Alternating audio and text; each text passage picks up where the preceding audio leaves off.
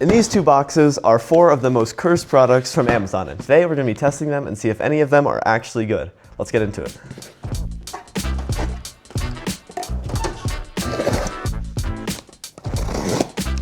All right, we're going to start with the small ones. Let's pop this open. Let's open these up. All right, we're going to start with the Wow Towel multi-tool. Let's see what's in here.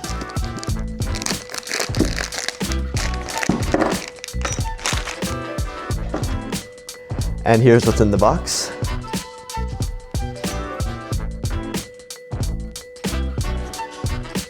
All right, so this multi-tool is, your average Amazon special. It's got, all of your hex bits. It has a flathead screwdriver, a Phillips head screwdriver, and then unconventionally, this has a socket driver and 3 socket sizes. Now, why you would need sockets on your bike, I don't know, but might as well have them. And it's kind of a cool feature that not many multi-tools have.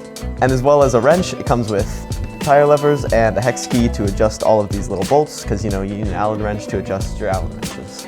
So here is the Crank Brothers M19. As you can see, has a lot of the same things as the Wow Towel multi-tool, except for the hex driver. But one thing that this has that this doesn't is, one is a lot slimmer than the other, which would make this a lot easier and a lot lighter to put in your bike or in your pack or wherever you might be putting it. Something that this comes with, this doesn't have, is a spoke wrench and a chain tool, whereas this comes with a wrench and some hex drivers that you might not actually need. This did not come with tire levers or an Allen key for adjustment, but if you're using this, you're probably pretty into bikes and probably have those things on hand.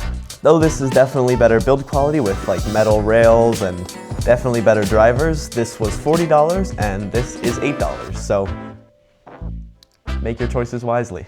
All right, that's enough talking. Let's get to testing this thing and see if it actually holds up. First, we're gonna try to take out some pedals, which can be tight sometimes. And also, if you're wondering, Liam's tire still does have a pool noodle in it from last video. Go check that out up there. Something that this does have in common with the Crank Brothers is that it does say the sizes, which is nice because I know that this bolt is an 8, so I can just go through here, find the one that says 8. Find the one that says 8. What? Does this not have an 8? Awkwardly, we have found our first issue. This does not have an 8, which is like one of the most common hex wrenches. So yeah, that's definitely a point off. I guess we'll find something new to use. Because there's no 8, we are going to take off Liam's shock bolt, which can also be pretty tight. Okay, so that's a 5, not a 6. That didn't sound good. So unless this bolt is just really tight, I cannot get very much leverage to undo this. All right, let's see if this tool has the leverage. Yeah, it has the leverage. Aside from a few cracks, this thing did have the leverage to get it out. Let's put it back on and see how it feels on a new bolt. On a bike, there's typically not actual nuts and bolts that would require a hex driver, so it's kind of an interesting thing to put on a multi-tool, so I don't think we'll really be able to test that, but let's find something else that would be torqued down that we could try to loosen. As I test this more, I'm finding out that Wow Towel really did not think of things that bikers would be needing, because this does not have torque spits. It also doesn't have an 8, which we already mentioned, so we can't really loosen much of the stuff on this bike. So far for the multi-tool, that is pretty much a fail. It doesn't have an 8 and it doesn't have torque spits, so if you're not using it for biking, it's pretty decent. It's $8, but if you're trying to, do some trail side repairs, it's probably not the right choice. Now let's try these tire levers and see how they hold up. Comparing these to the Park tool, we can see that, it's a pretty standard design. It has a spoke hook, though this one is kind of small and this is nice and big and broad on the Park tool. For the actual lever itself, it's a very shallow curve, whereas on the Park tool, it's nice and big, allows you to get lots of leverage underneath that tire. So let's give this a shot and try to unseat this tire. All right, first we're gonna try this with the Wow Towel. Also gonna try to do this on the bike, which might not be the best idea. Yeah, this kind of sucks with a pool noodle inside. And I'm starting to see that this small hook is not very good. I'm struggling to get under this tire. All right, so I'm gonna try. Wow. Yeah, it kind of sucks. Some might even say Wow Towel. Oh.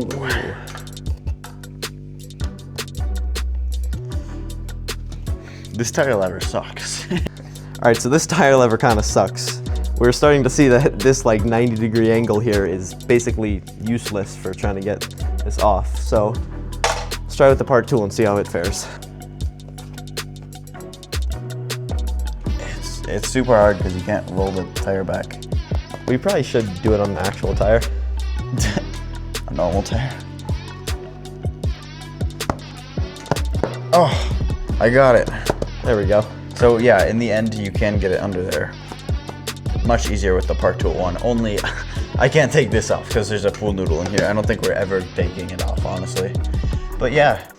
All right, so obviously it's not the most fair test, being that there's a pool noodle in there and you can't exactly roll it back to get under there, but even still, having a 90-degree angle isn't gonna be very useful for trying to get under that bead when you wanna kind of just like slip it under and then be able to pull it off. But I think that's enough of this. Let's move on to the next product.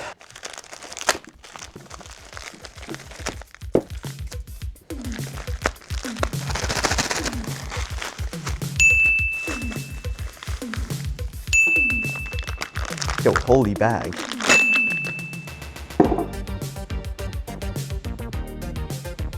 All right, so if you couldn't tell, this is a stem, but with a twist.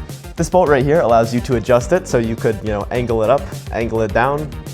Obviously, this is kind of long. On mountain bikes, you want a very short stem, or at least on like enduro and downhill. On an XC bike, this would probably be a decent length, but it'd also be nice to have an adjustable stem so you could adjust your geometry on the fly.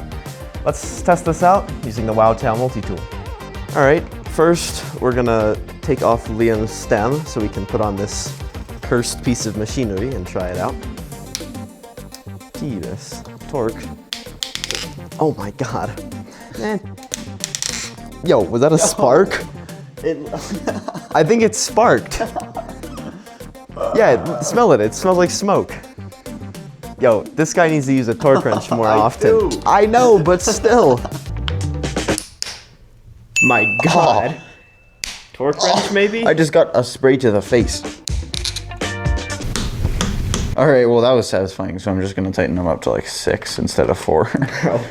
Good mechanic practices. Oh my God, bro. Oh, hell no, man. What the? All right, and now with the bolts loosened, we can just use our fingers to get them out. And now we can take the first part of the stem out.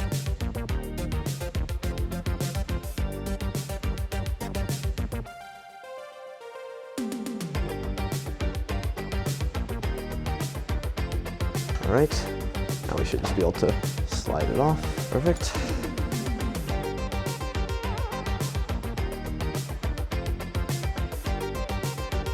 And then we can tighten down the top cap. We'll align that later.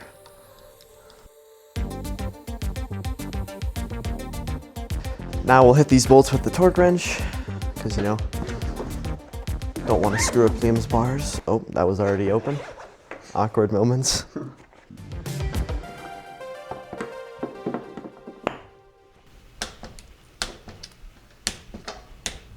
Okay, so now that the stem is installed and torqued down, we're gonna leave this at 0, but we're gonna come back and test it later. So I'm just gonna tighten this back down so that it doesn't flop all around.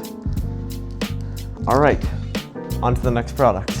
All right, on to the next product. Oh, did you look at that? There it is. Let's open it up.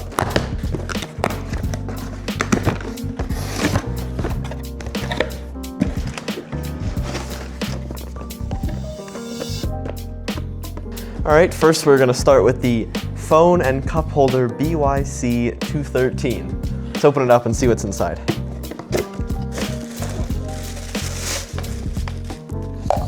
All right, so as you can see, we have fully plastic build quality. We have a nice little bar clamp right here, phone slot here, and then cup holder here, because obviously you wouldn't have a bottle cage on your bike. Why would you do that? Just put it in here. And it doesn't fit, of course. I mean, why would it fit? Okay, I stand corrected. I just have to be more forceful. Clearly the designers of this thing were thinking, because they've included some nice features like little tabs inside that hold your water bottle in so it doesn't fly out when you're doing sick backflips. They have a little key hook, and then obviously the phone holder. It has some little grips inside as well so that it keeps your phone in. And then here we have the bar clamp. At least I think it's the bar clamp, and hopefully it'll fit on there. Let's get it installed. Coming with its own little Allen key, I'm gonna install the, what is this thing called again? The Acmore 3-in-1 bike cup holder with cell phone, key holder, bike water bottle holder, universal bike drink cup, can holder for bicycle, motorcycle, scooter, black costs a grand total of $9.74 because it's on sale for 20% off. Bro. Something I also just noticed is that this has definitely fake plastic leather, but you know, another nice design choice.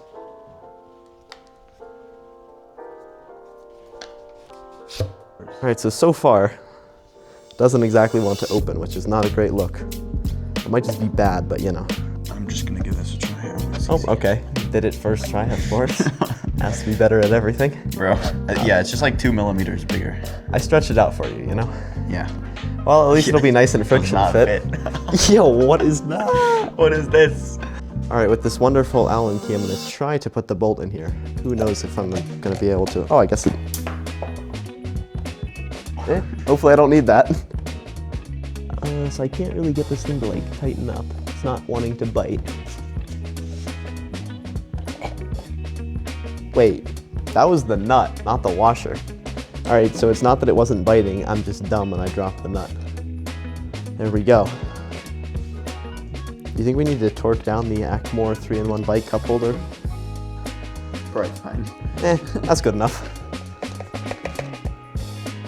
I think it's installed. All right, now let's try to load up the cup holder and see if see how much it throws the weight balance off. See how much this stuff stays in here. Also, we're gonna go on like a Christmas night ride with all of these crazy products. All right, let's install the grip. All right, now this is installed. Let's put the grip back on. Make sure we put it on to Liam's standards. I don't know if we're gonna be able to reach the bolt. All right, you may have remembered that I said we're going on a night ride. So let's unbox our fourth and final product, some bike lights. We got 2 of these bike lights, so both of us can go on the night ride. Let's unbox these.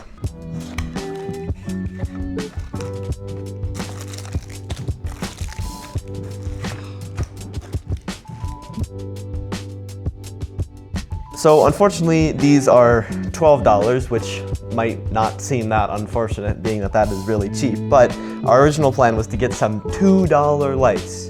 $2 lights. But unfortunately, the delivery for those was going to be coming like January 15th in 2026, so that wasn't really going to work for this video. So we have these, but they're still cheap enough. Let's give these a try. Coming with 2 headlights, 2 taillights, and 4 USB-C cables. This is a pretty complete kit for 2 bikes. Obviously we have the front light so we can see where we're going, and we have the tail light so we can tell the mountain lions that we're stopping and not to come eat us. Let's get these installed and see how they work. First the headlight.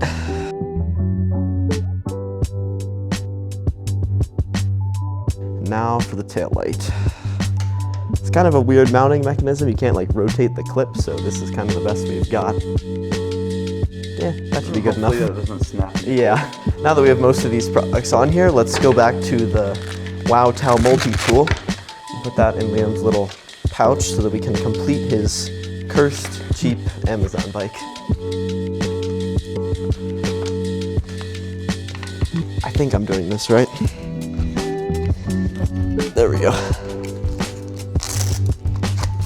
Now that everything is installed and, you know, pretty much looked at, we will see you Christmas night for the night ride, and then we'll see you Friday to talk about how all of these cursed products performed.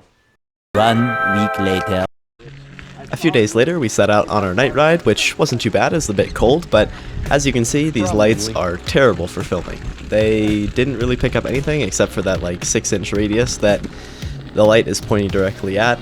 For riding, they were actually not too bad. I mean, if I'm giving a review, I wouldn't say they're terrible, especially for $12, but for filming, they are horrendous. Action cams are notorious for struggling in nighttime light, and these lights were not helping them at all.